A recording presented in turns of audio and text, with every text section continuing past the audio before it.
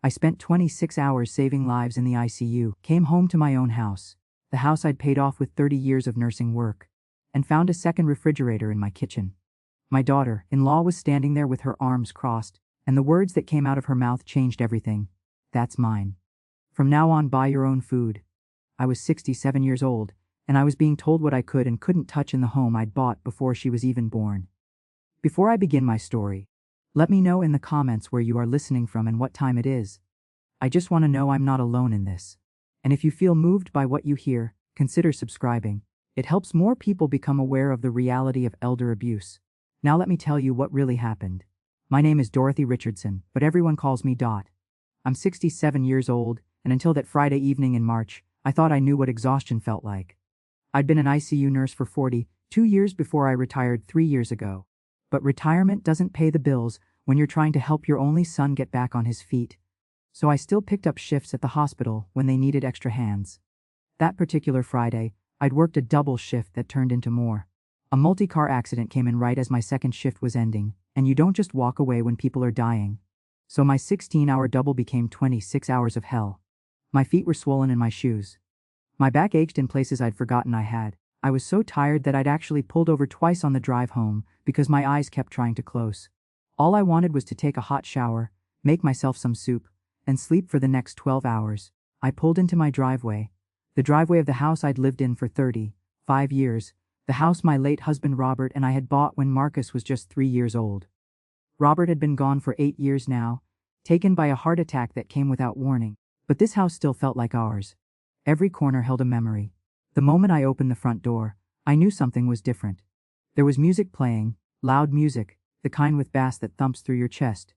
The living room looked different too. The furniture had been rearranged. My mother's antique lamp that usually sat on the side table was gone, replaced by some modern chrome thing that looked like it belonged in a nightclub.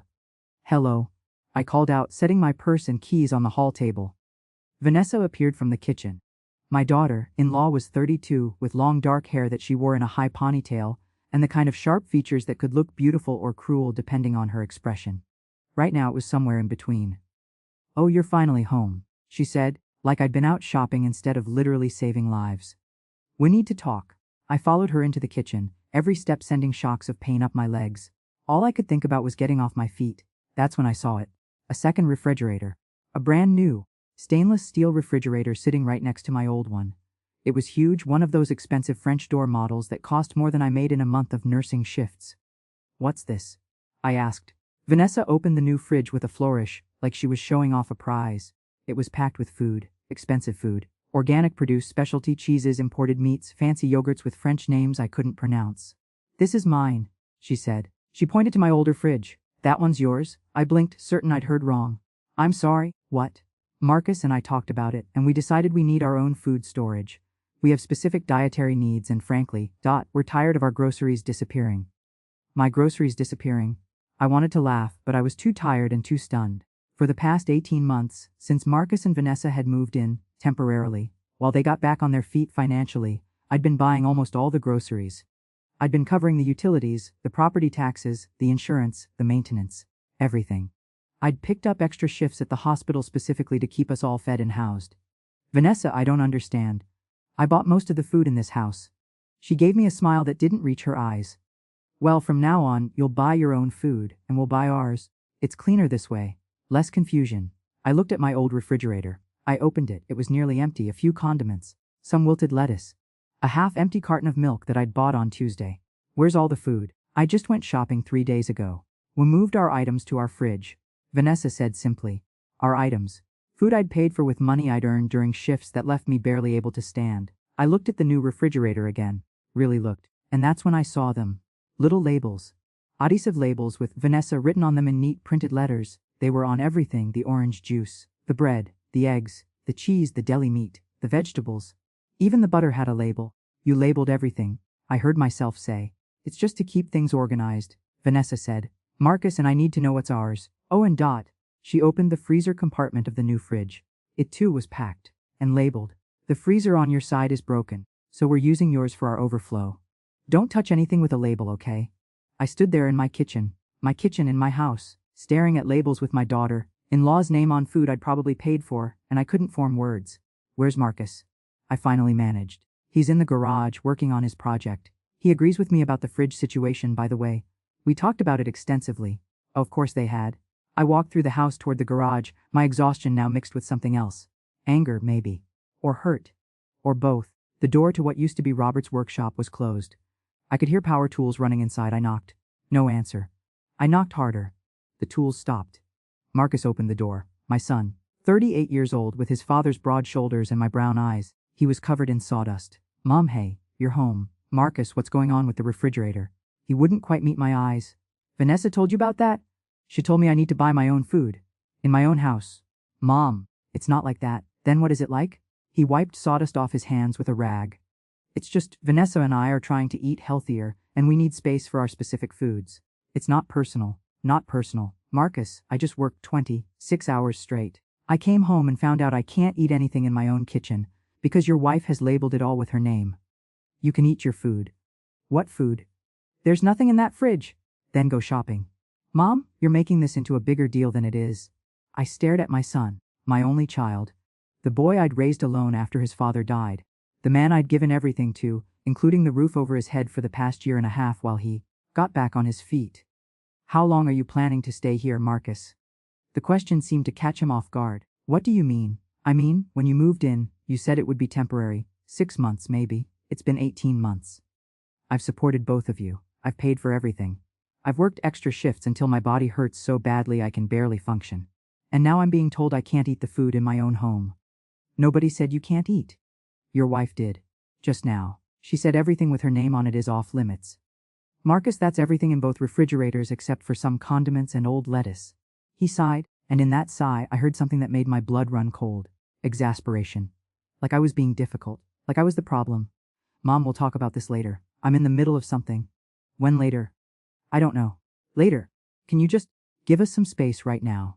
Give them space. In my house. I turned and walked away before I said something I'd regret. I went upstairs to my bedroom, the only room in this house that still felt completely mine, and closed the door. I sat on the edge of my bed and took off my shoes. My feet were so swollen they'd left deep indentations in my skin. I looked around my room. Robert's photo was on my nightstand, taken the year before he died. He was smiling that crooked smile of his, the one that always made me smile back no matter how bad my day had been. I don't know what to do, I whispered to the photo. The house I'd worked my whole life to pay for didn't feel like mine anymore. My own son was treating me like an inconvenience. And my daughter-in-law had just claimed ownership of everything, including the food I'd bought with my own money. I was too tired to shower, too tired to even cry. I lay down on top of the covers, still in my scrubs, and closed my eyes. But sleep didn't come easy.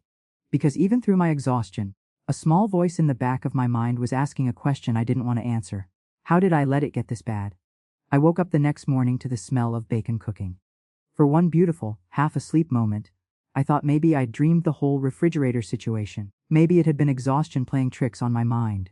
Then I heard Vanessa's laugh downstairs, high and bright, and reality came crashing back. I looked at my clock. 9:30 in the morning. I'd slept for almost 12 hours, still in my scrubs. My body ached in new and interesting ways, the kind of deep muscle soreness that comes from pushing yourself past every reasonable limit. I took a long hot shower, letting the water ease some of the tension from my shoulders. I put on comfortable clothes, jeans and one of Robert's old flannel shirts that I still kept in my closet because it smelled like him, even after all these years. Then I steeled myself and went downstairs. Marcus and Vanessa were in the kitchen, sitting at my table, eating breakfast. The spread was in pregs, fresh fruit, toast, orange juice. All from the new refrigerator, no doubt, all labeled with Vanessa's name. Good morning, I said. Morning, Mom, Marcus said through a mouthful of eggs. Sleep okay? Like the dead. I moved toward the coffee maker, desperate for caffeine. Oh, that's our coffee, Vanessa said quickly. We bought that blend special. There's some instant in the pantry you can use. I stopped mid-reach. Instant coffee? Left side, middle shelf. I opened the pantry. Sure enough, there was a jar of cheap instant coffee, the kind that tastes like burned water, sitting next to shelves full of expensive organic goods. And yes, many of those items also had little labels. Vanessa's stickers were everywhere, like she was marking territory. I made myself a cup of the instant coffee. It tasted exactly as bad as I expected. I sat down at the table with them, uninvited to the feast they were enjoying in my kitchen. So, I said carefully, I was thinking we should talk about the living arrangements here. Marcus and Vanessa exchanged a look. The kind of look that told me they'd already discussed this. Probably late last night after I'd gone to bed. What about them? Marcus asked. When you moved in? You said it would be temporary. 6 months while you paid off the debts from the business. It's been a year and a half now. I think we need to discuss a timeline. Vanessa set down her fork. We've been meaning to talk to you about that too. Something about her tone made my stomach tighten. We've been thinking, she continued, that this arrangement is actually working out well for everyone. You have this big house all to yourself. Well, had it all to yourself. It's too much house for one person. All these stairs, the maintenance, the yard work. Marcus and I have been helping with all of that. I blinked. Helping. Marcus mowed the lawn twice last summer. That's not. We think it makes sense for us to stay. Vanessa interrupted smoothly. Long term, maybe permanently. This way you're not alone and you have help as you get older. As I get older. I was 67, not 97. I was still picking up nursing shifts, for God's sake. I don't need help, I said. I'm perfectly capable of taking care of myself and my home. Are you though? Vanessa tilted her head, her expression sympathetic in a way that felt calculated. Marcus told me you've been forgetting things lately. Leaving the stove on. Misplacing your keys. I left the stove on once, 6 months ago after a double shift, and your keys? She pressed. You're always losing your keys? Everyone misplaces their keys sometimes. That doesn't mean? Mum, Marcus said, and his voice was gentle in a way that scared me more than Vanessa's directness. We're just worried about you. You're working too hard. These long shifts at your age, it's not good for you. At my age. Marcus, I'm a nurse. I know my own capabilities. But maybe you shouldn't have to work so hard, Vanessa said. If we're all living here together, we can split costs. You wouldn't have to pick up those exhausting shifts anymore. There it was. The real issue. They wanted to stay, but they wanted me to keep paying for everything while they pretended we were splitting costs. How exactly would we split costs? I asked. Because for the last 18 months I've paid for everything. The mortgage is paid off, but there's still property taxes, insurance, utilities, food, maintenance. Have the bills to prove it. We've been contributing, Marcus said defensively. How? Show me. Show me one bill you've paid, one receipt, one bank transfer. Silence. That's not fair. Vanessa finally said. We've been going through a difficult time financially. We've been rebuilding. You can't put a price on emotional support and companionship. Emotional support? I almost laughed. In the 18 months they'd lived here, Vanessa had criticized everything from my cooking to my cleaning to my outdated furniture. Marcus had become increasingly distant, always siding with his wife, always too busy to just sit and talk like we used to. I'm not charging you rent, I said slowly. I never asked for rent, but I did think this was temporary. I thought you were saving money, getting back on your feet, planning to move out. If you're planning to stay permanently, then yes, we need to discuss expenses, because I can't keep working myself into the ground to support 3 adults.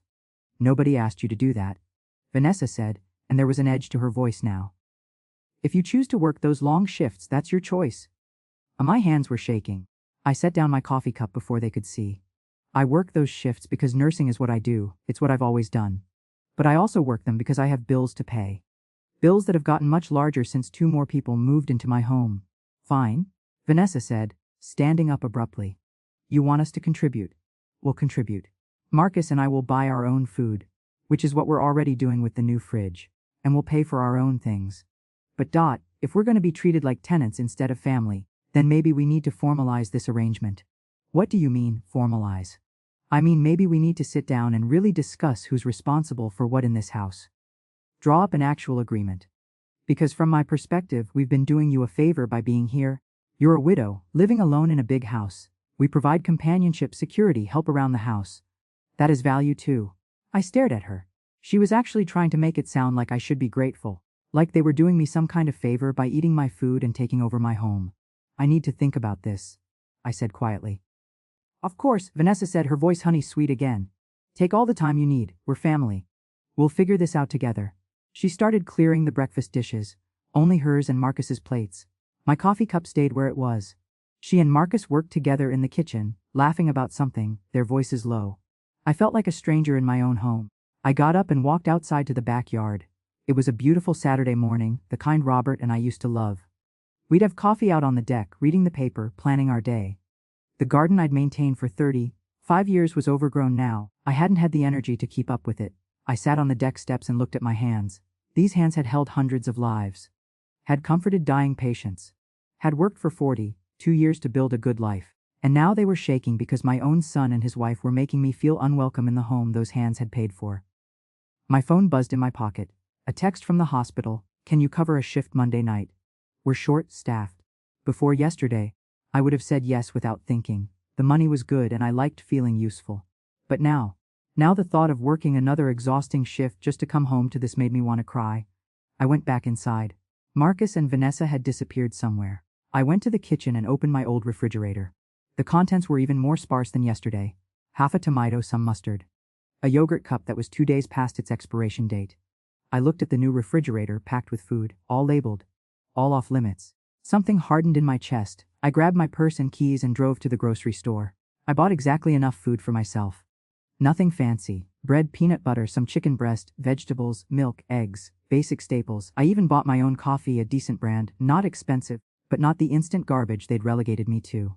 When I got home, I put everything away in my refrigerator. And then, feeling petty but not caring, I took a roll of masking tape and a marker from the junk drawer. I labeled every single item I'd bought with my name. D.O. in capital letters, just like Vanessa had done. If this was how we were playing it, fine. I could play too. I was just finishing when Vanessa walked in. She stopped when she saw what I was doing. "Really, Dot," she said. "That's a bit childish, don't you think?" "I'm just keeping things organized," I said, using her exact words from yesterday. "I need to know what's mine." Her jaw tightened. "Whatever you need to do." She turned and left. I heard her go upstairs, heard her voice calling for Marcus. Within minutes, they were behind their closed bedroom door, talking in voices too low for me to hear but loud enough for me to know they were talking about me. I finished labeling my food. Then I sat at the kitchen table and did something I should have done months ago. I started making a list. Every bill I'd paid since they moved in. Every grocery trip. Every tank of gas I'd put in Marcus's truck when he claimed he couldn't afford to fill it himself. Every dinner out that I'd treated them to. Every expense, itemized and dated. The numbers were staggering. In 18 months, I'd spent over $40,000 supporting them. $40,000 on top of my regular living expenses. I sat back and looked at the list. $40,000. That was money I could have put toward my retirement. Money I could have saved or invested or used to actually enjoy my life. Instead, I'd work myself nearly to death so my son and his wife could live rent-free while treating me like an inconvenience in my own home. The anger I'd been trying to suppress finally broke through. It filled my chest, hot and sharp and clarifying. I was done. I didn't know exactly what I was going to do yet, but I knew one thing with absolute certainty: this situation was going to change. One way or another, it was going to change. And this time, I wasn't going to work myself to exhaustion and then give in because I was too tired to fight. This was my home, my life, and I was going to take it back. The weekend passed in a cold war of silence and labels. Marcus and Vanessa stayed mostly in their room or went out. I stayed in mine or sat in the backyard, trying to figure out my next move. We circled each other like strangers, polite and distant. By Monday evening, I still hadn't responded to the hospital's request for an extra shift. For the first time in 3 years, I was seriously considering saying no.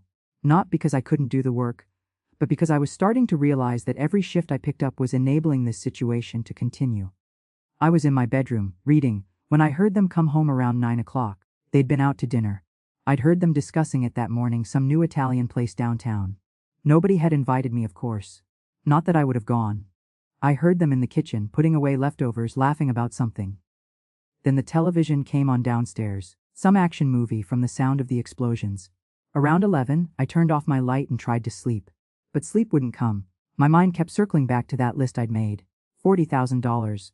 18 months. Zero contribution from them. I must have dozed off eventually, because I woke to the sound of voices. Low voices coming from downstairs. I looked at my clock, 1:47 a.m. I lay there for a moment, debating. Part of me wanted to just roll over and go back to sleep. But something about the tone of their voices, serious, planning something, made me get up. I opened my door quietly and moved to the top of the stairs. From there, I could hear them clearly. They were in the living room, probably thinking I was sound asleep and wouldn't hear. "Just saying, we need to speed up the timeline," Vanessa was saying. "She's getting suspicious. Did you see the way she made that list? She's tracking expenses." "So what?" Marcus said. "It's her money. She can track it if she wants." "Marcus, you're not thinking long term. If she decides to kick us out, where are we going to go? We still have $17,000 in credit card debt.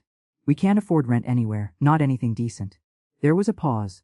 I pressed myself against the wall, my heart pounding. "She won't kick us out," Marcus said finally. "And she's my mother. She needs us here." Vanessa laughed, but it wasn't a kind sound. "She needs us." "Marcus, wake up. Your mother is strong as an ox. She works 26-hour shifts. She doesn't need us, we need her." Or more specifically, we need this house. What are you saying? I'm saying we need to think strategically. We've been here 18 months. In most states, that establishes residency. She can't just throw us out on the street, even if she wanted to. But we need to secure our position here. Secure our position. Vanessa, she's my mother, not Ah. She's a resource, Marcus. A resource we need to protect. Look, I've been doing research. Your mother is 67 years old. She's working these insane shifts, forgetting things, getting confused. She left the stove on that one time, remember? That was once, and she was exhausted. It doesn't matter. What matters is documentation. We need to start documenting every time she seems forgetful or confused. Every time she makes a mistake. Because if it comes down to it, we might need to prove that she can't safely live alone anymore. My hand flew to my mouth. I felt like I'd been punched in the stomach. What are you talking about? Marcus said, and I could hear the confusion in his voice. Prove she can't live alone. Why would we need to do that? Because, honey, if your mother is deemed unable to care for herself, and if you're her only child, you could potentially get power of attorney. Or even guardianship. And then we wouldn't have to worry about her kicking us out or making things difficult. We could take care of her, make sure she's safe, and what? Take control of her house. It would already be yours eventually anyway, right? She's leaving it to you in her will, I assume. We'd just be accelerating the timeline, making sure she's taken care of while ensuring our future is secure. The silence that followed was the longest of my life. I stood there at the top of the stairs in my own home, listening to my daughter-in-law calmly describe a plan to have me declared incompetent so they could take control of my life. I don't know, Vanessa, Marcus said finally. That seems really extreme. And honestly, kind of messed up. Is it messed up to want to take care of your mother? To make sure she doesn't hurt herself working these crazy hours? Marcus, she's not getting any younger. Eventually, she will need help. We're just being proactive. Be documenting her mistakes so we can claim she's incompetent. Be protecting her, and by protecting us. Look, we don't have to do anything dramatic right now. But we should start keeping a journal. Every time she forgets something, every time she seems confused, every time she does something that could be seen as a decline. Just in case we need it later. Later when? I don't know. 6 months. A year. Whenever we feel like we've built a strong enough case. There are facilities, you know. Nice ones. Places where seniors can get proper care. The Social Security and her pension would cover most of it. And, you want to put my mother in a nursing home. Marcus's voice rose slightly. So we can have her house? I want us to have a secure future, Vanessa snapped back. I'm tired of struggling, Marcus. I'm tired of having nothing. Your mother has this beautiful house. Paid off, worth probably $500,000 in this market. And she's living here alone, working herself to death, being stubborn about everything. We could give her a good life in a care facility and give ourselves the stability we need. She would never agree to that.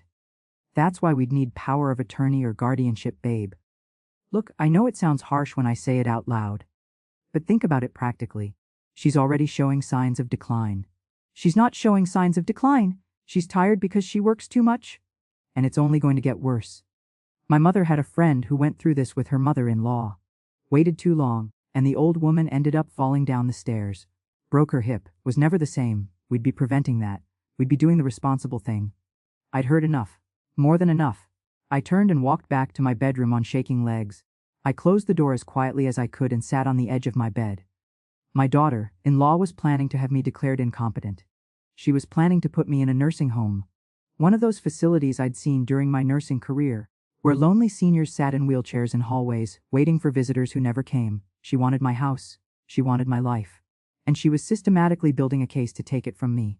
The worst part, Marcus hadn't immediately shut her down. He'd questioned it, yes.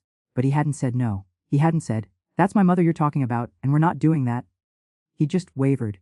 I looked at Robert's photo on my nightstand. I really messed up this time, I whispered to him. I raised him to be kind, but I think I forgot to teach him to be strong. My hands were shaking again, but this time it wasn't from exhaustion or hurt. It was from rage. Pure, clarifying rage. I had spent 42 years as a nurse. I had worked my way through nursing school while taking care of a toddler. I had paid off this house through decades of double shifts and careful budgeting. I had raised my son alone after my husband died, giving him everything I could. And now that son was standing by while his wife planned to rob me of my independence, my home, and my dignity. No, absolutely not. I got up and went to my closet. In the back, in a lockbox on the top shelf, I kept important documents. My will, my insurance policies, the deed to the house, medical records, bank statements.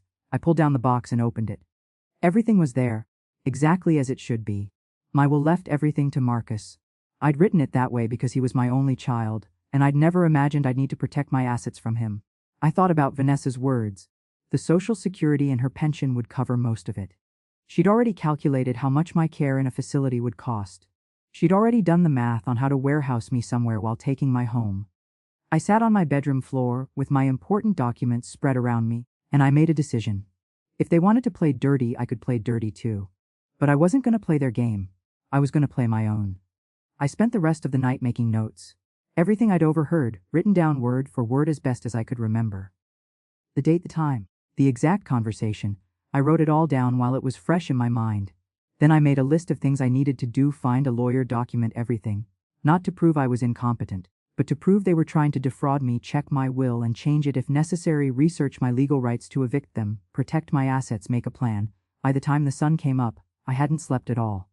But I felt more awake than I had in months, maybe years. I heard Marcus and Vanessa getting up, getting ready for their day. Vanessa had some kind of marketing job that she worked from home most days. Marcus had been doing odd construction jobs, nothing regular. I waited until I heard them go downstairs before I got up and dressed. I put on slacks and a nice blouse. My professional clothes, the kind I wore to important meetings. Then I went downstairs. They were in the kitchen, making breakfast from their labeled refrigerator. They looked up when I entered, and something in my expression must have been different, because Vanessa's smile faltered. "Morning, Dot," she said carefully. "Good morning," I replied. My voice was calm, steady. "I need to step out for a few hours today, some errands to run. Anything we can help with?" Marcus asked. "No, thank you. I can handle it myself." I poured myself a cup of my own coffee, the decent kind I'd bought for myself, and drank it standing up. Then I rinsed my cup, set it in the sink, and grabbed my purse and keys. "Dot," Vanessa called as I headed for the door. "Is everything okay?" I turned and looked at her, really looked at her. At this woman who had come into my home, eaten my food, slept under my roof, and then sat on my couch at 2 in the morning planning how to steal my life. "Everything's fine," I said. "I just have some things to take care of. Family business." The irony of those words wasn't lost on me. I walked out the door, got in my car, and drove away from my house. I had phone calls to make, people to see, plans to put in motion. They wanted to document my decline. Fine. I'd document their betrayal. They wanted to build a case. I'd build one too. And when this was all over, they were going to learn a very important lesson. You don't mess with a woman who's spent 42 years fighting to save lives. Because when I fight for something that matters, I don't lose. My first stop was the public library. I needed to use a computer where Marcus and Vanessa couldn't track my search history. I wasn't being paranoid, I was being smart. If Vanessa was researching how to have me declared incompetent, I needed to research how to protect myself without tipping them off. I spent 2 hours reading about elder financial abuse, tenant rights, eviction procedures, and power of attorney laws in our state. What I learned both terrified and empowered me. The good news: Vanessa was wrong about establishing residency protecting them. While they did have certain rights as residents, I absolutely could evict them with proper notice. In our state, that meant 30 days written notice. The better news: what Vanessa had described last night, documenting false evidence of incompetence to gain guardianship for financial benefit, was actually a crime: elder abuse, financial exploitation, fraud. The penalties were severe. The bad news: I'd need proof. My word against theirs wouldn't be enough, especially since Marcus was my son and could claim he was just concerned about his aging mother. I needed evidence. Real evidence. And I needed professional help. From the library, I drove across town to a law office I'd looked up online, Chambers and Associates, specializing in elder law and estate planning. I hadn't called ahead. I was afraid if I scheduled an appointment, I'd lose my nerve or somehow Marcus and Vanessa would find out. The receptionist looked up when I walked in. "Can I help you?" "I need to speak with a lawyer," I said. "About a family matter. It's urgent." "Do you have an appointment?" "No, but I'm hoping someone might have time to see me. I can wait." She studied me for a moment, probably seeing the desperation I was trying to hide. "Let me check. What's your name?" "Dorothy Richardson." She disappeared into the back. I sat in the waiting area, my purse clutched on my lap, feeling like I was betraying my own son. But then I remembered Vanessa's voice in the dark. "We need to start documenting every time she seems forgetful or confused." This wasn't betrayal. This was survival. The receptionist returned. "Ms. Richardson, Margaret Chambers can see you now. She has about 45 minutes before her next appointment." Margaret Chambers was a woman in her 50s with gray, streaked hair pulled back in a bun and sharp, intelligent eyes behind wire-rimmed glasses. She stood and shook my hand firmly. "Ms. Richardson, please sit." Nancy said this was urgent. I sat down and, for the first time since this nightmare began, I told someone the whole story. The 18 months of support. The refrigerator incident, the labels. The conversation I'd overheard last night. Margaret listened without interrupting, occasionally taking notes. When I finished, she sat back in her chair. Ems Richardson, may I call you Dorothy? Please. What you've described is a textbook case of attempted financial exploitation of an elder. The fact that it's your son and daughter-in-law doesn't make it less serious. In some ways it makes it worse. Can they really do what Vanessa described? Get guardianship over me? Not easily and not without significant evidence. Guardianship proceedings require medical evaluations, court hearings, proof of incapacity. You're clearly competent, you're sitting here, you've documented your expenses, you're thinking clearly and strategically. No judge would grant guardianship based on what you've told me. I felt some of the tension leave my shoulders. So I'm safe. From guardianship. Yes, as long as you remain demonstrably competent, which you are. But they can still make your life hell. They can manipulate you, gaslight you, make you doubt yourself. The emotional abuse you're experiencing is real. And what can I do? Margaret leaned forward. Several things.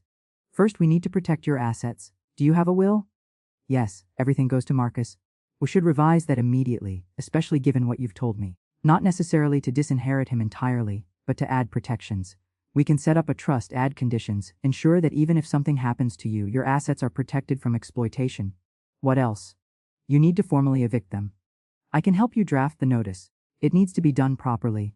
In writing, delivered properly, giving them 30 days to vacate. If they refuse to leave after the 30 days, we can pursue a formal eviction through the courts. They're going to be so angry. They're going to be angry regardless. The question is whether you're going to let that anger control your life, or whether you're going to reclaim your home and your dignity. I thought about that. About the labels on my food. About Vanessa's voice planning my institutionalization. About Marcus's silence when he should have been defending me. I want my home back, I said quietly. Then let's make that happen. Now about documentation, you said you overheard their conversation last night. Yes. Did you record it? No, I didn't think. That's okay. But from now on, I want you to document everything. Keep a journal. Date, time, what was said, what happened. If they say something particularly egregious, try to record it if you can. In our state, you're allowed to record conversations you're a party to without the other person's consent. You can't secretly record conversations you're not part of, but if you're in the room, it's legal. Record them. My own family. Margaret's expression softened. I know this feels wrong, but they're already documenting things about you, false things intended to harm you. You're just documenting the truth. That's not wrong. That's self-defense. I knew she was right. There's one more thing, I said. My husband had a brother, James Richardson. He's a retired attorney, criminal law, not elder law, but he's sharp. We've stayed in touch over the years. Do you think I should tell him what's happening? Is he someone you trust completely? Yes. He loved Robert. He's always been good to me. Then yes. Family support is important, especially when you're dealing with family betrayal. But I want to be very clear about something. The relationship with your son may not survive this. You need to prepare yourself for that possibility. The words hit me like a physical blow. He's my only child. I know. And I'm not saying you should give up on him entirely. But if he's allowing his wife to plan your exploitation, if he's choosing her over you in this, you may need to accept that the son you raised isn't the man he's become. I felt tears prickling at my eyes. He used to be such a good boy. People change. Sometimes not for the better. The question is whether you're going to let their dysfunction destroy what you've spent a lifetime building. I wiped my eyes. No. I'm not going to let that happen. Good. Margaret pulled out some papers. Let's start with the eviction notice. We'll draft it now, and you can serve it whenever you're ready. I'd also like to schedule a longer appointment this week to discuss your will and asset protection.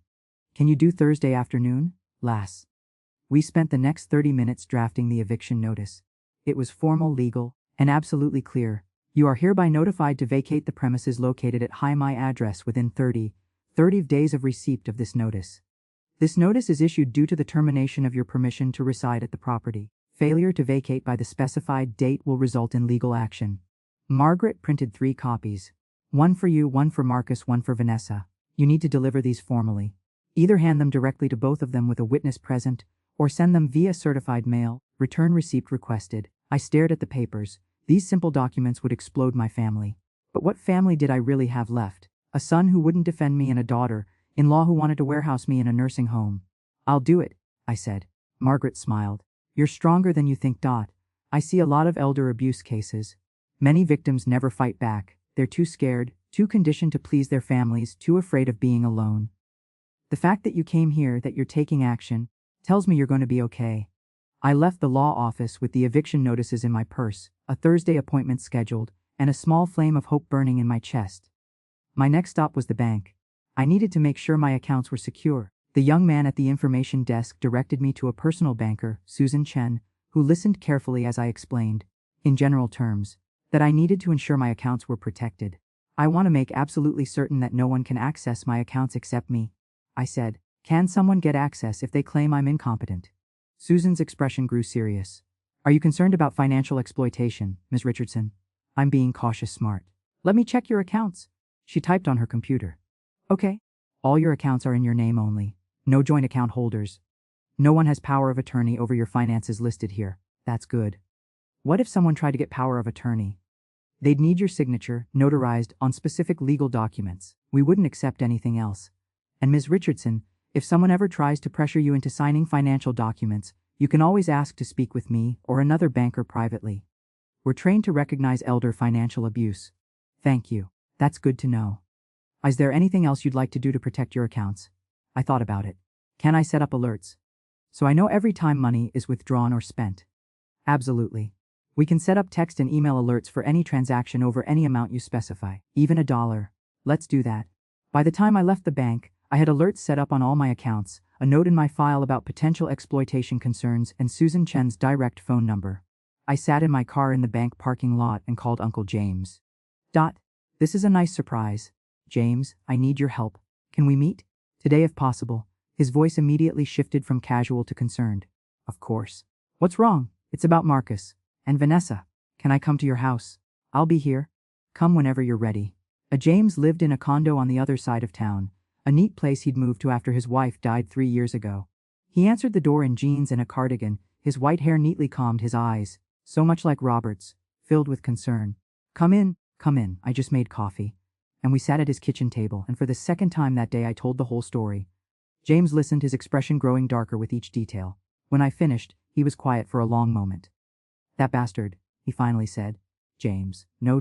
I'm sorry, but Robert's son or not, what Marcus is allowing to happen is despicable. And that woman, he shook his head, elder exploitation, financial abuse, attempting to fraudulently obtain guardianship. Do they have any idea these are crimes? I don't think they care. Have you consulted a lawyer? Yes. This morning. Margaret Chambers. She's drawing up eviction notices and helping me protect my assets. James nodded approvingly. Margaret's good. I've known her for years. She'll take care of you. He reached across the table and squeezed my hand. I'm so sorry you're going through this. Robert would be heartbroken. The tears I'd been holding back finally spilled over. I failed James. I raised him, and somehow I raised a man who would let this happen to his own mother. You didn't fail. You raised a good boy. Life and that woman changed him. But you can't let guilt paralyze you. You need to act, and you need to act decisively. I'm gonna evict them. 30 days. Good. And I'm gonna help you. When you serve those notices, I want to be there. As a witness and as family support. You do that? You're my sister-in-law. Robert loved you more than life itself, and so do I. You're not doing this alone. We talked for another hour making plans. James had ideas I hadn't thought of. Things like changing the locks the moment they moved out, making sure I had documentation of every conversation from here on out, even considering a security camera system for the house. If they're willing to plot against you, James said, they might be willing to do other things. Damage property out of spite. Steal things. You need to protect yourself on every level. By the time I left James's house, it was late afternoon. I'd been gone for almost 7 hours. Marcus and Vanessa had probably noticed. Good. Let them wonder. I drove home slowly, the eviction notices in my purse feeling like they weighed 1,000 pounds. I wasn't ready to serve them yet. I wanted to have everything else in place first. The revised will. The asset protection. The security cameras. Everything. But soon. Very soon. When I pulled into my driveway, I saw Vanessa looking out the front window. The curtain dropped when she saw me looking. I took a deep breath, grabbed my purse, and walked into my house. Marcus was in the living room. Mom, where have you been? We were worried. I told you I had errands. For 7 hours. I'm 67 years old, Marcus. I don't need to explain my schedule to you. I saw him and Vanessa exchange a look. I could practically hear what they were thinking: defensive, secretive, possible signs of cognitive decline. Let them think what they wanted, I knew the truth. And soon, they would too. I went upstairs to my room and closed the door. Then I took out a new notebook, one I'd bought at the library, and started my documentation. Day 1 of fighting back, I wrote at the top of the first page. And then I began to write down everything. The next 2 weeks were the strangest of my life. I went through my daily routine, cooking my own meals from my labeled food, working 2 shifts at the hospital, maintaining my space in the house. But everything felt different. I felt different. I was watching them now. Really watching, and they were watching me. Vanessa started doing little things that I documented carefully in my notebook. She'd ask me the same question multiple times, then loudly comment to Marcus, "I already told you that. Don't you remember?" She'd move my keys from where I'd left them, then express concern when I couldn't find them. She'd turn off the coffee maker while I was upstairs, then come back later and ask if I'd remembered to turn it off, looking worried. It was gaslighting, textbook style, and it might have worked if I hadn't known exactly what she was doing. Instead, I documented every incident. Date, time, what happened, what was said. I also started keeping my keys on a lanyard around my neck when I was home. I set phone reminders to check the stove. I took photos of where I left things. Marcus's behavior was harder to read. Sometimes he seemed uncomfortable with Vanessa's tactics. I'd catch him watching me with an expression I couldn't quite name. Guilt maybe, or concern. But he never said anything. He never stopped her. And that silence was its own kind of betrayal. On Thursday afternoon, I returned to Margaret Chambers's office. This time, we spent 3 hours going over my estate plan. "I'm going to recommend a revocable living trust," Margaret explained. "You'll be the trustee while you're alive and competent. But if something happens to you, control passes to a successor trustee, someone you trust absolutely." "Uncle James," I said immediately. "Good choice. The trust will own your house, your bank accounts, your investments. This way, even if someone somehow convinced a court you needed a guardian, which they won't, they couldn't touch the trust assets. Those are protected." We also revised my will. Marcus would still inherit, but only after my death, and only through the trust. There would be no way for him or Vanessa to access anything while I was alive. And if I died, James would control the distribution, ensuring everything was handled properly. "There's one more thing I want to add," I said. "A provision that if anyone contests this will or attempts to claim undue influence or incompetence on my part, they forfeit their inheritance entirely." Margaret nodded approvingly. "An interim clause. Smart, it discourages legal challenges. Though, I have to tell you, the way you're handling this, the documentation you're keeping, your clear competence throughout our meetings. No one could successfully claim you're incompetent or unduly influenced. You're one of the sharpest clients I've had." That meant more to me than she could know. By the end of the meeting, everything was in place. The trust was established. The will was revised. My assets were protected. All we needed now were my signature and a notary. Margaret called in her assistant, who was a notary public. I signed everything, each signature feeling like an act of reclamation. This was my life. My money, my house. And no one was taking it from me. "When are you planning to serve the eviction notices?" Margaret asked as I gathered my copies of the documents. "Soon. I want to have security cameras installed first. James found a company that can do it quickly." "Good thinking. And when you do serve them, make sure James is with you. Don't do it alone. Their reaction could be intense." I nodded. I'd been thinking about that, about the moment I handed them those papers and watched their faces as they realized their plan had fallen apart. Part of me dreaded it, but another part, a part I didn't entirely recognize, was almost looking forward to it. The security camera installation happened on Saturday. I told Marcus and Vanessa I was having some electrical work done, which wasn't entirely a lie. The technician installed 4 cameras, one covering the front door, one covering the back door, one in the living room, and one in the kitchen. "These will record continuously," the technician explained. "The footage is stored in the cloud, accessible only with your password. Even if someone destroys the cameras, the footage is safe." Vanessa watched the installation with barely concealed hostility. "Why do we need cameras? Are you worried about break-ins?" "I'm just being cautious," I said. "At my age, security is important." "At your age," she repeated, and I saw her making a mental note. More evidence of my supposed decline, probably paranoid. Installing security cameras for no reason, but I had reasons. That evening, I received a text from James, "Everything ready on my end. Just say when." I looked at the calendar on my phone. It was Saturday, May 10th. The eviction notices would give them until June 10th to leave. 30 days. I texted back, "Tomorrow, 2 p.m. His response was immediate, "I'll be there." I spent that night unable to sleep. Tomorrow everything would change. Tomorrow I would tell my son and his wife that they had to leave. Tomorrow the Cold War would become an actual war. I got up around 2 a.m. and went downstairs for some water. As I passed Marcus and Vanessa's closed bedroom door, I heard voices. They were still awake.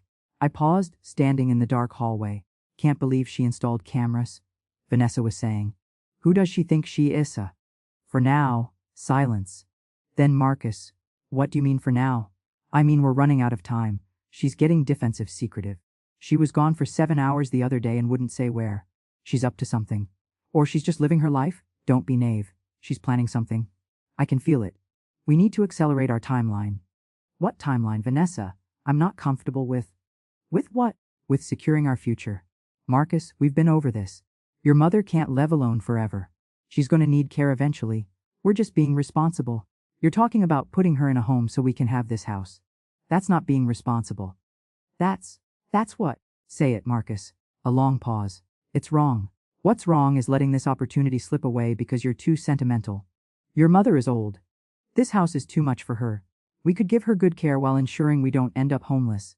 How is that wrong? She's not incompetent, Vanessa. She works as a nurse. She manages her own life. No, court would. Not yet, but she's 67, Marcus. People decline fast at that age. And with the right documentation, the right medical opinions. Medical opinions. What are you talking about? I've been researching. There are doctors who specialize in geriatric assessments. If we brought her to the right one, expressed our concerns about her forgetfulness and confusion. You want a doctor shop to find someone who'll say she's incompetent. I want to protect us. God, Marcus, when did you become so weak? Your mother has everything, a paid-off house, savings, a pension. We have nothing. We're drowning in debt. And you're going to let guilt stop us from taking care of ourselves. This isn't taking care of ourselves. This is what? Fraud. Elder abuse. Vanessa, what you're describing is illegal. Only if we get caught. And how would we get caught? She's your mother. You're concerned about her. You want her evaluated. You want to help her. Where's the crime in that? I'd heard enough. I turned and went back upstairs as quietly as I could, my heart pounding so hard I thought it might burst from my chest. They weren't just planning anymore. They were actively discussing fraud. Medical fraud. Vanessa was talking about manipulating doctors to declare me incompetent. And Marcus? God, Marcus. He knew it was wrong, but he wasn't stopping it. He was wavering, but he wasn't stopping it. I went to my room and wrote down every word I could remember. Then I checked the camera feeds on my phone. The living room and kitchen cameras were working perfectly. Tomorrow they'd capture everything. I didn't sleep at all that night. I lay in bed watching the hours tick by, thinking about the conversation I'd overheard, thinking about the look on their faces when I handed them the eviction notices, thinking about what came next. Sunday arrived bright and clear. I got up, showered, dressed in slacks and a nice blouse. Professional. Dignified. I wasn't going to do this in my bathrobe. I texted James at noon, still on for 2. Wouldn't miss it. See you soon. I spent the hours until 2 o'clock in my room, reviewing my documentation. The financial records showing my $40,000 in support. The journal entries of every incident. The eviction notices. Everything was ready. At 1:50 I heard James's car pull up. I went downstairs. Marcus and Vanessa were in the living room, watching TV. Mom. Marcus looked up. What's Uncle James doing here? We need to have a family meeting, I said calmly. The doorbell rang. I answered it. James stood there, dressed in a suit and tie, carrying a briefcase. He looked every inch the attorney he'd been for 40 years.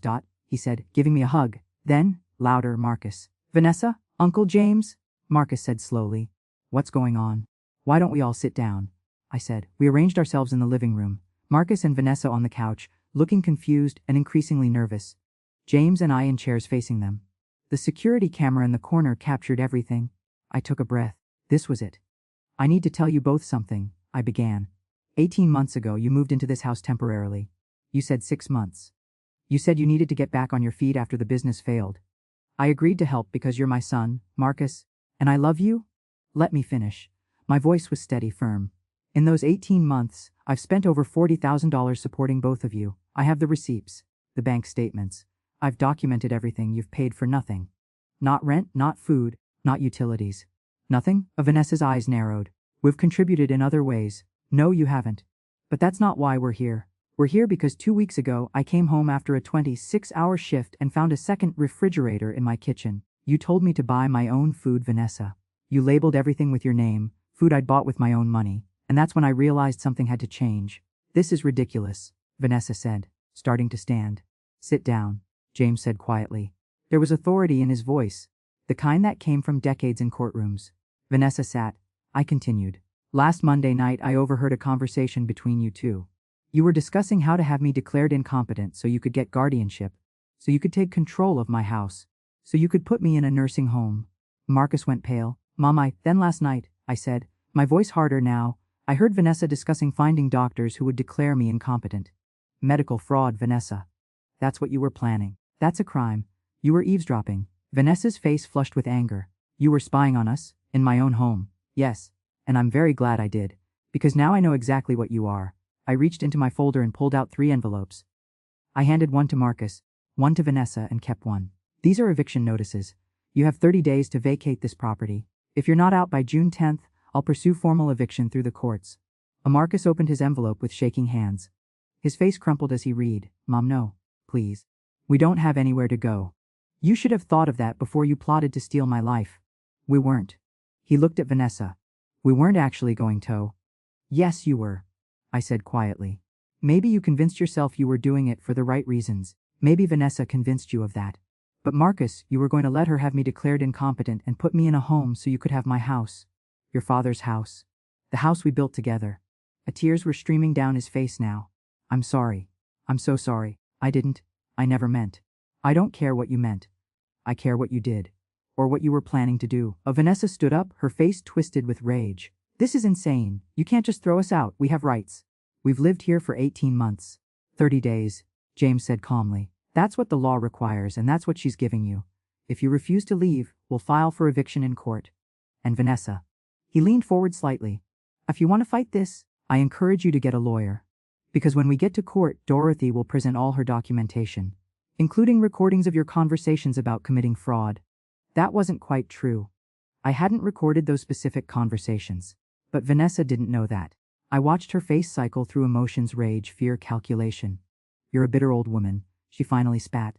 You're going to die alone in this house and no one will care.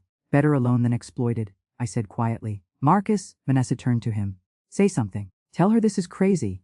But Marcus was staring at me with devastation in his eyes. Mom, I'm so sorry. I never wanted. I didn't mean for things to go this far. Vanessa just kept saying. Vanessa kept saying what you wanted to hear. I interrupted. That you deserved this house. That I was old and declining. That it was okay to take from me because eventually it would be yours anyway. But Marcus, here's what you need to understand. You don't get to skip to the end. You don't get to push me out of my own life because it's more convenient for you. I know. I know. God, I'm so sorry. I need both of you out in 30 days, I said. You can take your belongings, obviously. But nothing else. James will be present on June 10th to oversee the move out and ensure nothing is taken that doesn't belong to you. Where are we supposed to go? Marcus asked. That's not my problem anymore. You're adults. Figure it out. Vanessa grabbed her purse. I'm not staying here another minute listening to this. Come on, Marcus. Vanessa now. Marcus looked at me one more time, his face full of pain and shame. Mom, 30 days, Marcus. He followed Vanessa out. I heard the front door slam, heard their car start and peel out of the driveway. And then there was silence. James and I sat there for a long moment. Then he reached over and squeezed my hand. You did the right thing, Dot. Then why does it hurt so much? Because he's your son, and because you raised him to be better than this. The hurt means you still love him. But love doesn't mean letting people destroy you. I nodded, not trusting myself to speak. What happens now? James asked. Now I wait 30 days and hope they actually leave. And then I change the locks and I start rebuilding my life. You're not alone in this. You know that, right? I know.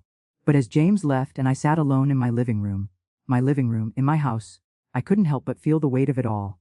I'd done the right thing. I knew I'd done the right thing.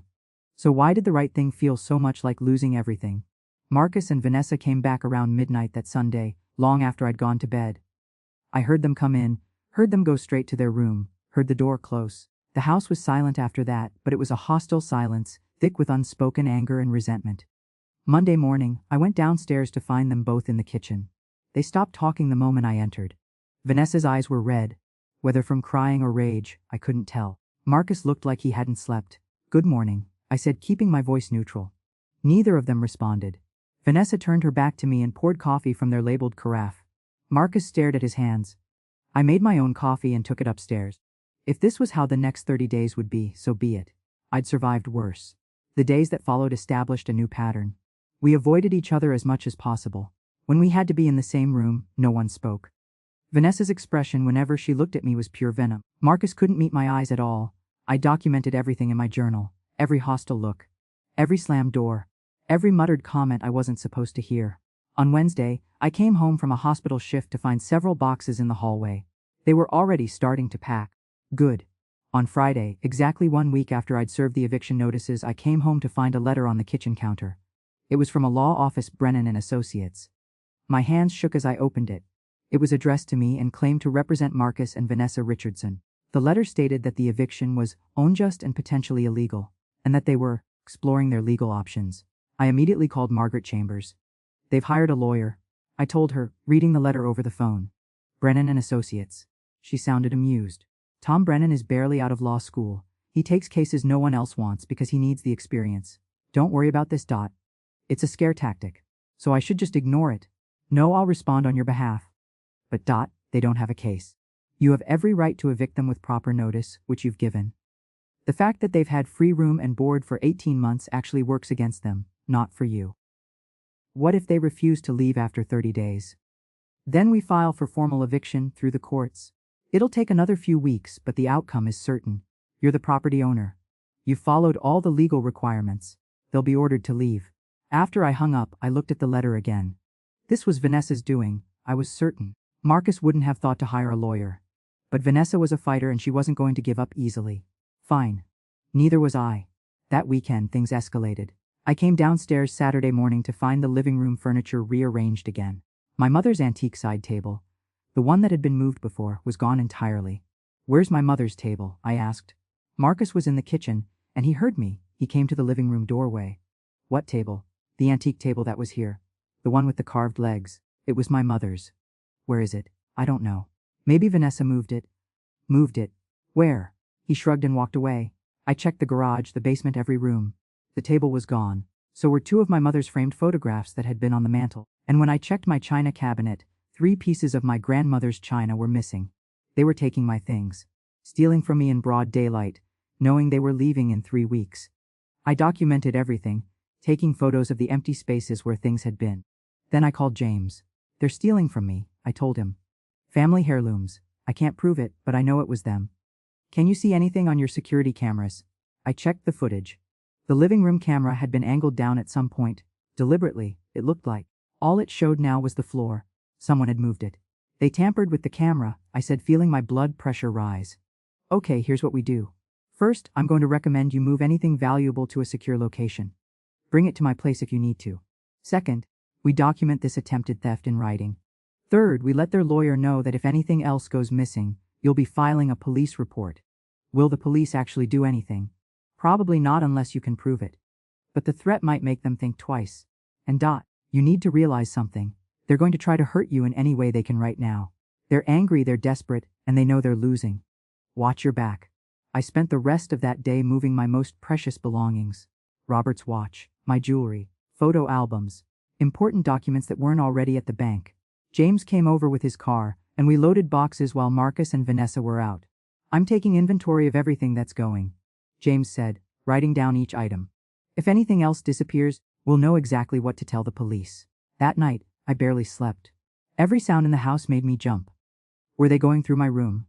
Taking more things? I got up and wedged a chair under my doorknob. It was absurd, being afraid in my own home. But I couldn't help it. The second week was worse. I came home Tuesday evening to find EVTO Notigafi spray painted on the garage door in large red letters, my garage door, my property vandalized. I took photos and called the police. The officer who responded was sympathetic but realistic. Do you have proof of who did it?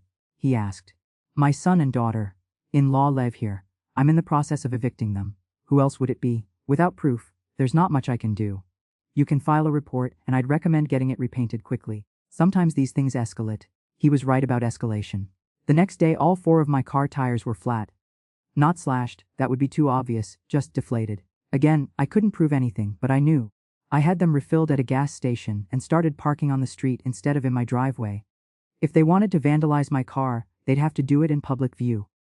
Margaret Chambers responded to their lawyer's letter with a detailed, devastating reply.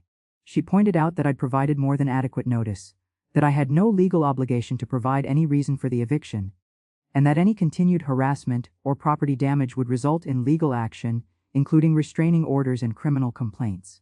Brennan and Associates never responded. The threat was just a bluff, as Margaret had predicted. But Vanessa wasn't done fighting. On Thursday of the second week, I received a call at work from Adult Protective Services. Ms. Richardson. This is Janet Moore from APS. We received a report of concern about your welfare. I'd like to schedule a home visit to check in with you. My heart sank. A report from whom? I can't disclose that, but the caller expressed concern that you might be experiencing cognitive decline and possibly being taken advantage of financially. Vanessa, it had to be Vanessa. She was trying to turn my own protective actions against me. I'm happy to meet with you, I said calmly, but I can assure you I'm fine. In fact, I'm the one who's been experiencing financial exploitation from my daughter-in-law. There was a pause. I see. Well, I'd still like to meet with you. Are you available tomorrow afternoon? We scheduled the visit for Friday at 2 p.m. As soon as I hung up, I called Margaret. They called APS on you. She sounded furious. That's bold and stupid. This actually works in your favor. You're going to show the APS worker all your documentation, your financial records, your journal, everything. You're going to show them exactly who the abuser is here. That's exactly what I did. Janet Moore arrived Friday afternoon. A kind-faced woman in her 50s with a professional manner. I invited her in, offered her coffee, and sat down with her in my living room. Ms. Richardson, why don't you tell me what's been going on? I told her everything. I showed her my financial records documenting the $40,000 I'd spent. I showed her my journal of Vanessa's gaslighting attempts. I told her about the conversation I'd overheard regarding their plan to have me declared incompetent. And then, I said, after I evicted them with proper legal notice, they hired a lawyer to try to fight it. When that didn't work, they apparently called you, trying to make it look like I'm the one who's incompetent. But Janet was making notes. May I ask, are you currently under any medical care for cognitive issues? No. I'm a retired ICU nurse who still picks up shifts at the hospital. I manage my own finances, my own home, my own life. I'm completely competent. I can see that. Janet smiled slightly. Ms. Richardson, in my 20 years doing this work, I've seen a lot of elder abuse cases. What you're describing is textbook financial exploitation. The gaslighting, the isolation tactics, the attempt to have you declared incompetent. These are all common strategies. The fact that you recognized them and took legal action tells me you're anything but incompetent. Relief flooded through me. So you're not going to. I'm going to close this case as unfounded, but I'm also going to document this as a case of attempted elder abuse by family members. If they try this again, calling APS with false reports, it'll be on record. And Ms. Richardson, if you need any resources, support groups for people dealing with family financial exploitation, I can provide those. After Janet left, I sat in my quiet house and allowed myself to feel the victory. They tried to use the system against me, and it had backfired. Their manipulation had been exposed to an official agency. It was all documented now. But I also felt exhausted, bone-deep exhausted.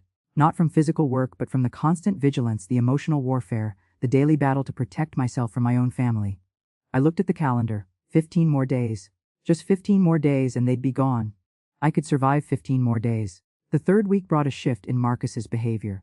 He started trying to talk to me. I'd be in the kitchen and he'd come in, hover uncertainly, then try to start a conversation. Mom, can we talk? Amir talking. Really talk. About what happened. About everything? What's there to talk about, Marcus? You and your wife planned to steal my life. I overheard you. I have documentation. You were given eviction notices. That's where we are. I know I messed up. I know I hurt you. But Mom, I'm your son. Doesn't that count for something? I really looked at him. He'd lost weight in the past 3 weeks.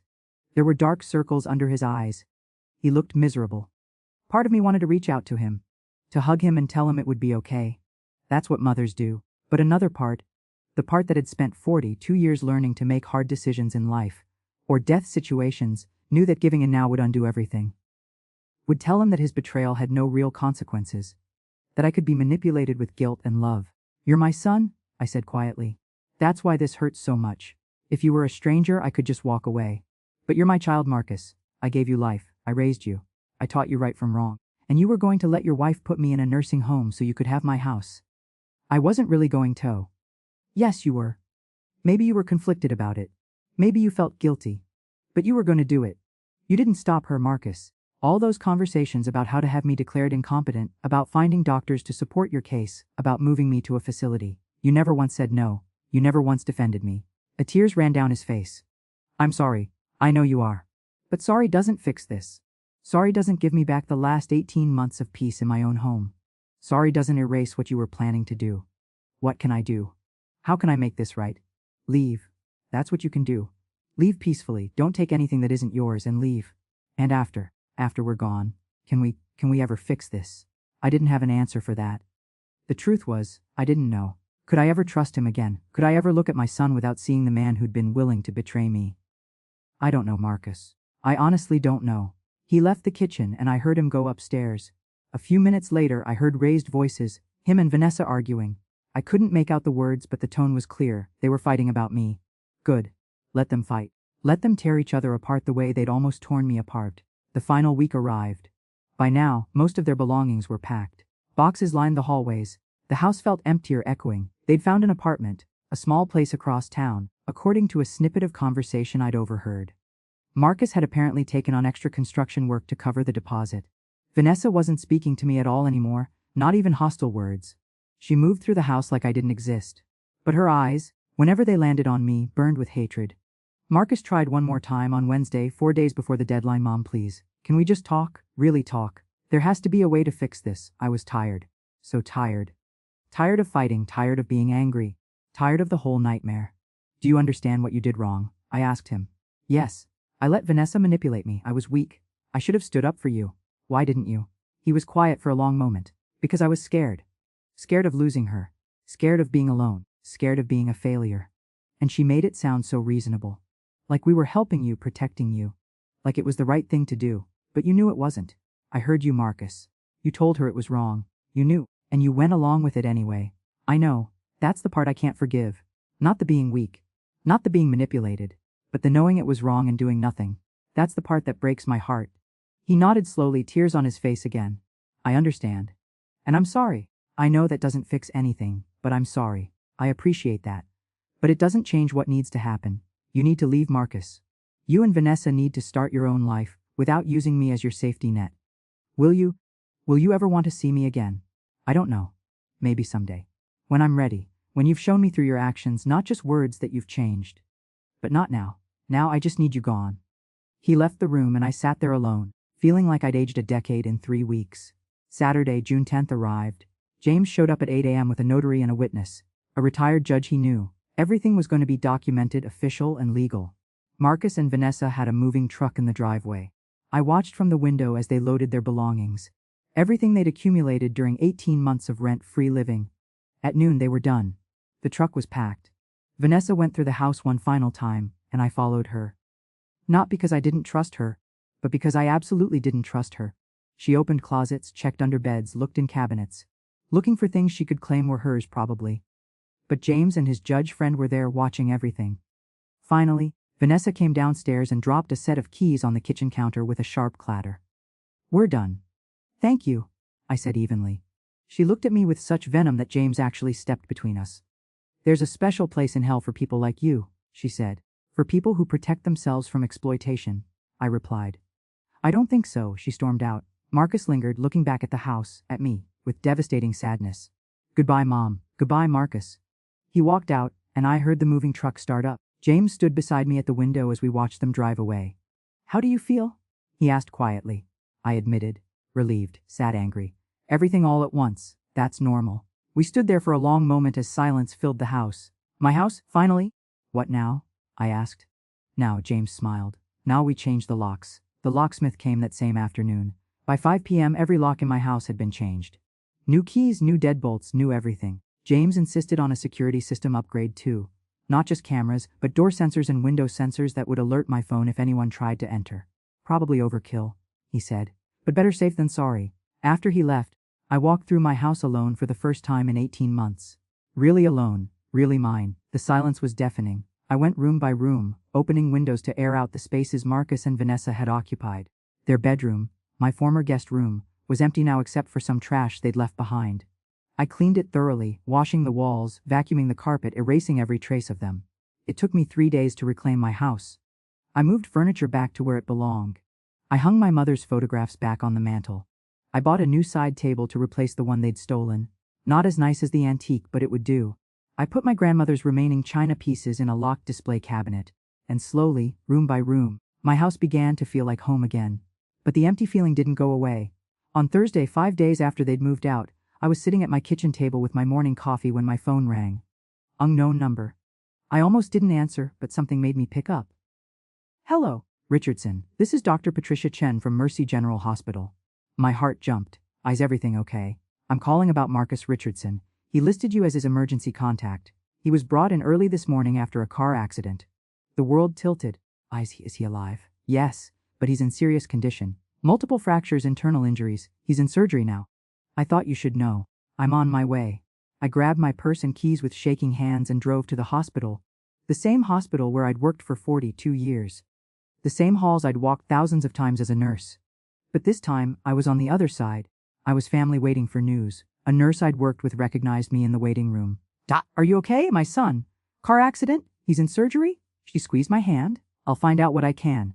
I sat there for 3 hours alone. I thought about calling James, but I didn't. I needed to sit with this alone, to understand what I was feeling. I was terrified. Despite everything, the betrayal, the eviction, the anger, he was still my son. I still loved him. And the thought of losing him made my chest ache in ways that had nothing to do with his betrayal and everything to do with the 38 years I'd spent loving that boy. Finally, a surgeon came out. Ms. Richardson. I stood up. Yes. Your son made it through surgery. He has a broken femur, 3 broken ribs, a punctured lung, and significant internal bruising. He's lucky to be alive. The next 72 hours are critical, but his prognosis is good. Can I see him? He's in recovery now. Once he's moved to ICU, you can see him briefly.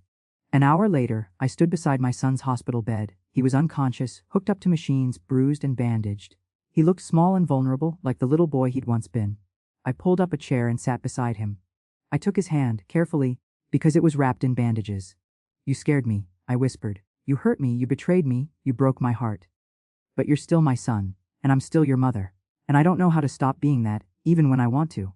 He didn't respond. The machines beeped steadily. I sat there for an hour, watching him breathe, before a nurse told me visiting hours were over. I'll be back tomorrow, I told Marcus's unconscious form. He woke up the next day. When I arrived in the afternoon, his eyes were open. He saw me and tears immediately started flowing. Mom, he whispered hoarsely. Shh. Don't try to talk, you're gonna be okay. I'm sorry, I'm so sorry, I know. Vanessa left. When she heard about the accident, heard about the medical bills, she just left, took her stuff and left. I wasn't surprised. Vanessa had been in it for the house, for the money, for the security. Injured, debt-ridden Marcus had nothing to offer her. I'm sorry, I said and meant it. I was such a fool. Such an idiot. You tried to tell me and I didn't listen. I chose her over you, and she didn't even. He started crying harder, which made him cough, which clearly caused him pain. Easy. Marcus, just rest. We can talk about all this later. Will there be a later? For us, I mean. I looked at my son, broken in more ways than one, finally seeing clearly what his choices had cost him. I don't know, I said honestly, but you're my son. I'm here now. That's all I know for sure. Marcus was in the hospital for 2 weeks. I visited every day. We talked, really talked, for the first time in years. He told me about how Vanessa had slowly isolated him from me, making him feel guilty for every conversation we had, every time he took my side on anything. How she'd convinced him that taking the house wasn't stealing but securing their future. How she'd made him believe I was declining, that we'd be doing me a favor by putting me somewhere safe. I let myself believe it because it was easier than admitting what we were really doing, he said. And I'm so ashamed, Mom. So ashamed. Shame is a starting point, I said. But it's only the first step. The question is what you do next. When he was discharged, he had nowhere to go. The apartment he and Vanessa had rented was in her name only, and she'd vanished. Blocked his number, cleared out their bank account, disappeared completely. James and I discussed it. He can't come back to your house, James said firmly. That would undo everything. I know. But I can't let him be homeless, James. He can barely walk. We found a solution, a short-term rental, a small furnished apartment. I paid the first month's rent and security deposit, not as a gift, but as a loan. Marcus signed a promissory note for every penny. You'll pay me back, I told him. All of it. The $40,000 from before and this too. I don't know how long it'll take, but you'll pay it back. I will, I promise. Mom, I'll spend the rest of my life making this right. Don't spend your life on it. Just learn from it. Become someone your father would be proud of. That's all I ask. 6 months passed. Marcus started physical therapy and slowly healed. He found steady work with a construction company. Nothing glamorous but honest work. He called me once a week, never asking for anything, just checking in. He paid me back $50 every week. It would take years to pay off his debt, but he never missed a payment. We had dinner together once a month. Neutral location, casual conversation. We didn't talk about Vanessa or the eviction or any of it. We talked about his work, my volunteer activities at the senior center, the weather, safe topics. It wasn't the relationship we'd had before. That relationship was gone, destroyed by betrayal. But it was something. A new relationship built on honesty and boundaries and the slow, painful work of rebuilding trust. One evening over dinner, Marcus asked, "Do you think you'll ever forgive me? Really forgive me?" I thought about it. I think I'm working on it. Forgiveness isn't a switch, Marcus. It's a process, and it requires seeing real change over time. Am I changing in your eyes? Yes, I said honestly. You are. You're taking responsibility. You're paying your debts. You're not making excuses. That means something. He nodded, tears in his eyes. I know I can never undo what I did, but I want you to know, I wake up every day grateful you gave me this chance. A lot of parents wouldn't have. A lot of parents didn't spend 42 years as a nurse learning that people are capable of both terrible mistakes and genuine change. A year after the eviction, I received an unexpected letter. It was from Vanessa, or rather, from a lawyer representing Vanessa in her divorce from Marcus. She was demanding part of Marcus's inheritance, claiming that since they were married when I evicted them, she had rights to any future assets. I called Margaret Chambers, who laughed when she read the letter. She has no case. You didn't give Marcus anything. He owes you money. And even if you left him everything tomorrow, it would be his inheritance, not marital property. This is desperation. Ignore it. We never heard from Vanessa again. 2 years after the eviction, on a sunny Sunday afternoon, Marcus came to my house for the first time since I'd changed the locks. I'd invited him. It felt like time. He stood on the porch nervously holding a small gift bag. Can I come in? Of course. He walked through the door slowly, looking around at everything. It looks good, Mom. Really good. Thank you. Would you like some coffee? We sat in the kitchen where so much hurt had happened, and drank coffee and talked. Really talked. About his life, his work, his therapy. About my volunteer work teaching other seniors how to recognize financial abuse. About Dad and memories and family. Before he left, he handed me the gift bag. I wanted you to have this. Inside was my mother's antique side table, the one they'd stolen. I found it at a pawn shop 3 months ago, he said quietly. I've been paying it off bit by bit. I know it doesn't make up for anything, but I hugged him. For the first time in 2 years, I hugged my son, and I meant it. Thank you, I whispered. After he left, I put the table back in its place in the living room. It looked like it had never left. Almost. There was a small crack in one of the legs now, a flaw that hadn't been there before. But it was still beautiful, still valuable, still mine. Like my relationship with my son. Cracked, but being mended. Not the same as it was, but maybe, eventually, something real again. 3 years after the eviction, I sat in my backyard on a Sunday morning, drinking coffee and reading the paper. Robert's paper. Robert's ritual. My ritual. Now my phone rang. Marcus. Hey Mom, just calling to check in. How are you? I'm good. How are you? Good. Actually, really good. I got promoted. Supervisor position, more money, better hours. Marcus, that's wonderful. Yeah, and Mom, I made the final payment. The debt is paid off. All of it, the $40,000, the rent for the apartment, everything. I felt tears prick my eyes. I'm proud of you. It took 3 years, but I did it. I kept my promise. You did.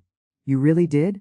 Mom, can I ask you something? Of course. Do you think Dad would have forgiven me? For what I did, I thought about Robert, about the man he was, the father he'd been, the values he'd held. I think, I said carefully, that your father would have been devastated by what you did. But I also think he would have been proud of the man you've become since. He believed in redemption, Marcus. He believed people could change. I hope so. I think about him a lot. About what he'd say if he could see me now. I think he'd say what I'm saying. I'm proud of you. Keep going. Keep being this person. After we hung up, I sat in the quiet of my backyard and let myself feel it all. The hurt that still lingered, the pride in my son's transformation, the grief for the years we'd lost, the hope for the future we might still have. My story didn't have a perfect ending. The betrayal had left scars. My son and I would never have the easy, uncomplicated relationship we'd once had, but we had something maybe more valuable, a relationship built on truth, on boundaries, on the hard work of earning back trust. I'd lost my son for a while, but I'd found myself. I'd found my strength. I'd learned that love doesn't mean letting people destroy you, that protecting yourself isn't selfish, it's necessary. And most importantly, I'd learned that home isn't just a place. It's peace, it's safety. It's knowing that no one can take from you what you don't give freely. My house was finally, completely, peacefully mine. And so was my life.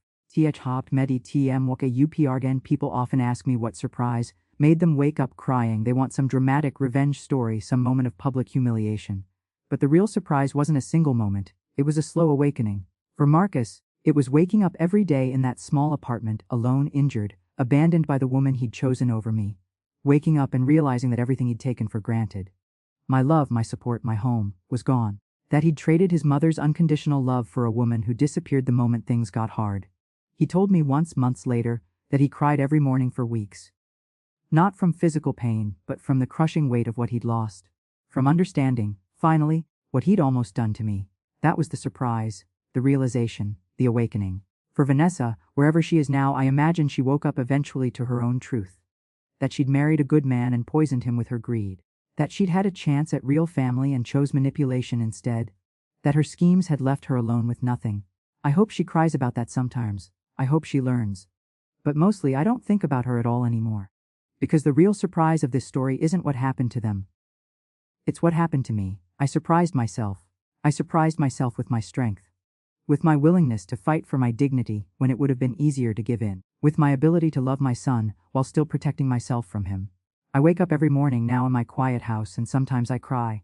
But they're not tears of sadness anymore. They're tears of relief, of gratitude, of freedom. I came home after a 26-hour shift to find a second fridge in my kitchen and labels on all my food. I could have ignored it.